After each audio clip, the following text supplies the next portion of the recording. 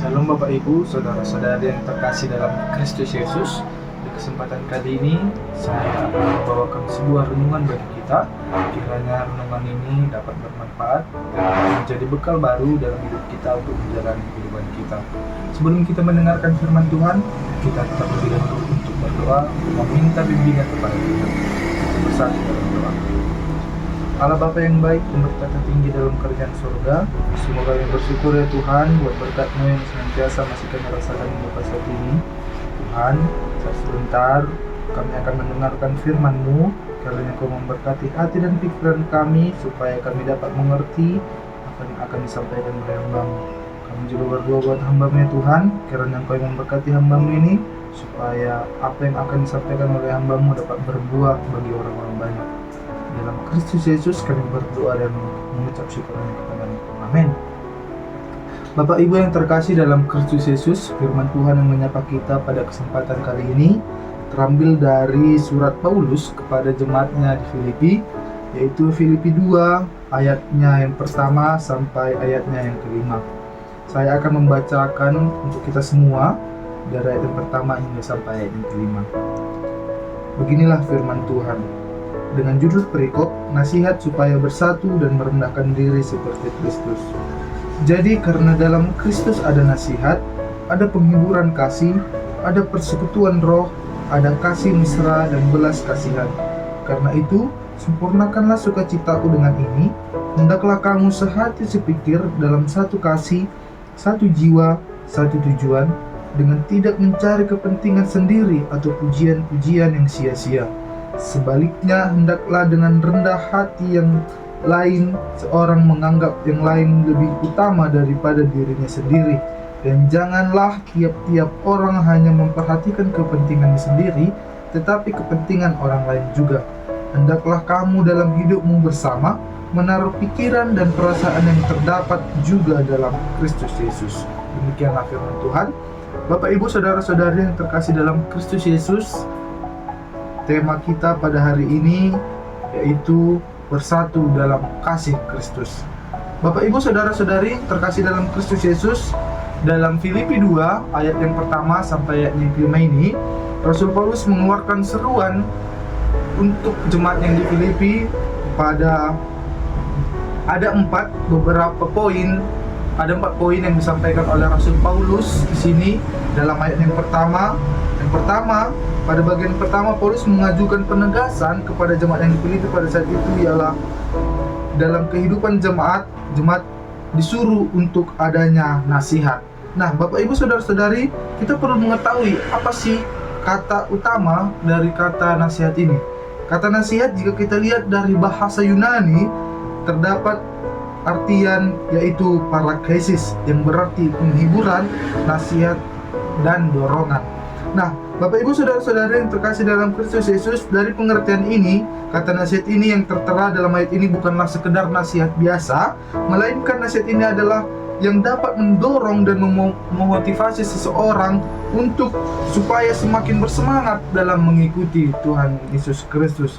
Nah, banyak orang yang membutuhkan nasihat supaya ia hidup dalam pengharapan yang pasti dalam Kristus Yesus, karena seseorang perlu dinasihati untuk berubah dalam kehidupannya. Nah, ada satu contoh yang akan saya buat dalam hal ini, hal penegasan yang dilakukan oleh Rasul Paulus, seperti halnya kita dalam berorganisasi. Ketika kita adanya rasa malas dalam organisasi, kita malas ingin pergi berorganisasi, kita malas ingin bertemu dengan orang-orang lain. Nah, hal inilah yang perlu disampaikan oleh orang-orang kepada kita supaya kita ada dinasihati, supaya kita termotivasi akan orang-orang yang rajin itu, supaya kita kembali lagi bersatu dan bersama untuk memuji dan memuliakan nama Tuhan, bersekutu bersama, berkumpul bersama untuk memuji dan memuliakan nama Tuhan. Nah, jika kita sudah mendapatkan nasihat ini, dan ketika orang memberikan nasihat ini kepada kita, marilah kita untuk mengembangkannya, marilah kita untuk melakukannya dalam kehidupan kita. Nah, inilah penegasan yang pertama dalam Rasul Paulus yang memberikan penegasan yang pertama dalam ayat yang pertama. Kemudian ada penegasan yang kedua, ialah penghiburan kasih. Nah, penghiburan kasih ini yang berartikan paramiton agapes. Kita tentunya tahu agapes itu adalah kasih tanpa syarat. Nah, penghiburan di sini adalah percakapan rumah atau percakapan ramah yang didasari dengan kasih agape. Nah, sekali lagi, nasihat ini bukan sekedar penghiburan biasa, melainkan penghiburan yang didorong dan dikuasai oleh kasih dari Yesus Kristus, yaitu kasih agape atau kasih tanpa syarat. Nah, teman-teman, jika penegasan yang pertama Rasul Paulus menekankan nasihat atau motivasi, di sini dalam penegasan kedua Rasul Paulus menekankan adanya penghiburan kasih. Nah, setelah kita memotivasi teman kita yang tadi dalam organisasi dia balas, nah kemudian kita perlu juga meletakkan yang namanya penghiburan kasih.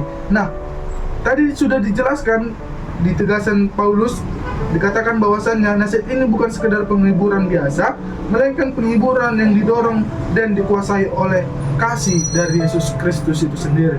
Nah, inilah yang mengatakan bahwasannya kasih ini digerakkan oleh Yesus Kristus itu sendiri untuk mengatakannya kepada banyak orang dan untuk memberikan nasihat kepada banyak orang. Nah, kemudian penegasan yang ketiga yang ditekankan oleh Rasul Paulus, ia menyebutkan adanya persekutuan roh, di mana persekutuan roh ini merujuk pada kehadiran dan pekerjaan Roh Kudus di dalam komunitas orang percaya. Bapak Ibu saudara-saudara yang terkasih dalam Kristus Yesus, Roh Kudus tidak hanya bekerja dalam kehidupan individu, tetapi juga menciptakan kesatuan dalam tubuh Kristus, yaitu gereja. Nah, tentu kita sebagai umat Kristen, tentu kita sebagai umat orang percaya, kita percaya bahwasannya di dalam diri kita itu terdapat adanya roh. Nah, ini tergantung bagaimana kita menghidupi roh itu di dalam kehidupan kita. Rasul Paulus tadi menekankan pada penegasan yang ketiga adanya persekutuan roh. Nah, jadi setelah kita termotivasi adanya nasihat-nasihat yang membangun dalam diri kita, kita juga harus meletakkan yang namanya persekutuan roh di dalam sebuah persekutuan. Nah, roh-roh inilah, roh-roh kudus inilah yang mengajak kita atau menuntun kita dalam memberikan semangat baru untuk lebih giat lagi dalam menjalani kehidupan kita. Nah, Paulus mengingatkan jemaat di Filipi bahwa Roh Kudus ada di antara mereka untuk mempersatukan mereka dalam kasih Yesus Kristus. Persekutuan ini bukan hanya tentang kebersamaan fisik, tetapi juga tentang kesatuan hati dan roh dalam mengikut Kristus. Nah, seperti yang sudah saya katakan tadi, roh itu ada dalam diri kita sendiri, dan roh itu ada terdapat dalam diri kita masing-masing, atau orang lain atau individu. Dan marilah kita sama-sama menghidupkan kembali roh yang ada pada diri kita. Nah, Paulus menutup penegasan keempat dengan menyebut kasih sayang dan belas kasihan. Kasih sayang dan belas kasihan adalah sifat-sifat yang mencerminkan karakter Kristus. Sebagai orang percaya, kita dipanggil untuk menunjukkan kasih sayang yang tulus dan belas kasihan terhadap sesama. Nah, Bapak Ibu saudara-saudari, terkadang kita meletakkan kasih sayang dan belas kasihan terhadap seseorang itu karena kita harus yang ibaratnya pamrih. Nah, Rasul Paulus menekankan di sini tidak adanya pamrih dalam memberikan belas kasihan, tidak adanya pamrih dalam memberikan kasih sayang. Rasul Paulus menekankan bahwa di dalam sebuah persekutuan kita harus selalu menekankan kasih dan belas kasihan tanpa orang terlebih dahulu memberikan kasih kepada kita. Nah, kita harus memberikan kasih sayang itu dengan rela tanpa meminta imbalan yang lain untuk datang lagi kepada kita. Nah, kemudian di ayat 2-5 ditegaskan bahwa ada penegasan yang lebih lanjut untuk melengkapi keempat hal tersebut yang di dalam ayat pertama. Nah, di sini Paulus menekankan, karena itu sempurnakanlah sukacitaku dengan ini. Hendaklah kamu sehati sepikir, dalam satu kasih, satu jiwa, satu tujuan. Kata sempurnakanlah ini terdapat dari kata plerosate, yang berarti penuhkanlah atau sempurnakanlah. Nah, sukacita Tuhan akan menjadi penuh dan sempurna bila jemaat di Filipi atau jemaat dimanapun kita berada atau jemaat dimanapun kita berorganisasi akan sehati sepikir dalam satu kasih, satu jiwa, dan satu tujuan. Nah, pasti kita bertanya-tanya, bagaimana sih supaya kita sehati sepikir? Bagaimana sih supaya kita dalam satu kasih? Bagaimana supaya kita satu jiwa dan satu tujuan? Rasul Paulus langsung memberikan jawaban kepada kita di ayat yang ketiga sampai ayat yang kelima. Saya akan membacakan untuk kita semua. Di ayat yang ketiga ia mengatakan, dengan tidak mencari kepentingan sendiri atau pujian-pujian yang sia-sia. Sebaliknya, hendaklah dengan rendah hati yang seorang menganggap yang lain lebih utama daripada dirinya sendiri. Nah, Rasul Paulus dengan tegas memperingatkan jemaat untuk menghindari ambisi yang egois dan kesombongan dari diri kita sendiri. Terkadang kita menyombongkan diri kita sendiri yang menganggap bahwasannya sesuatu yang kita kerjakan untuk suatu organisasi itu berhasil karena adanya kita.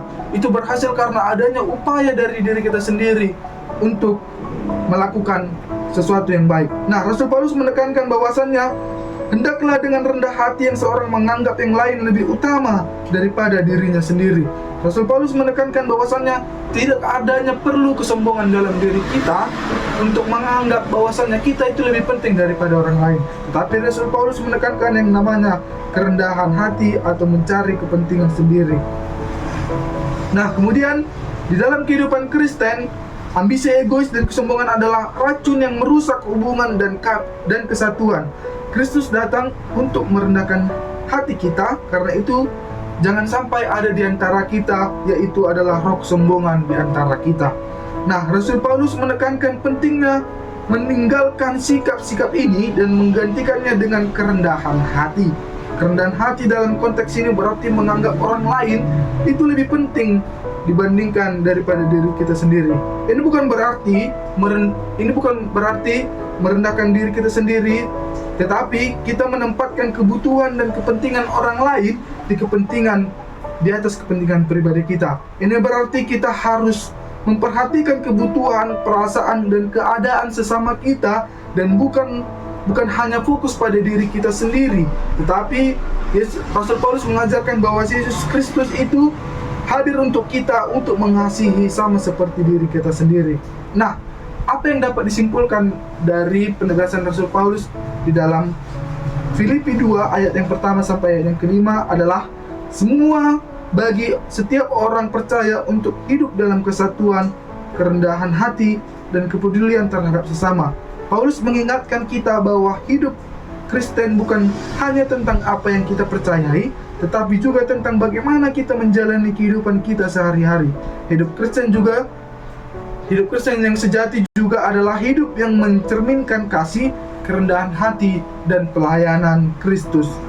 Nah, sebagai pengikut Kristus, marilah kita berusaha untuk selalu hidup dengan cara yang memuliakan atau yang meninggikan Tuhan, dengan membangun kesatuan di gereja, menunjukkan kerendahan hati dan kepedulian terhadap kebutuhan orang lain. Dengan melakukan ini, maka kita tidak hanya mengikuti teladan Kristus, tetapi juga kita menjadi saksi yang hidup bagi dunia tentang kasih dan kebenaran Tuhan yang luar biasa. Amin. Firman Tuhan, kita bersatu dalam doa. Kembali kami mengucap syukur kepadamu ya Tuhan, buat berkat-Mu dan buat berkat penyertaan-Mu, sehingga kami masih dapat mendengarkan firman-Mu. Kiranya apa yang disampaikan oleh hamba-Mu dapat menjadi sebuah pedoman dan dapat menjadi sebuah bekal bagi kehidupan kami. Tuhan, ajari kami dan tuntun kami dalam melakukan firman-Mu yang sudah disampaikan oleh hamba-Mu. Kami juga adalah manusia yang terluput dari kesalahan dan dosa. Kami mohon ampun Tuhan akan segala dosa dan pelanggaran yang kami perbuat. Dalam Kristus Yesus kami berdoa dan mengucap syukur kepada-Mu. Sekian Bapak Ibu, firman Tuhan yang bisa saya sampaikan. Kiranya Tuhan Yesus selalu menyertai kita. Shalom.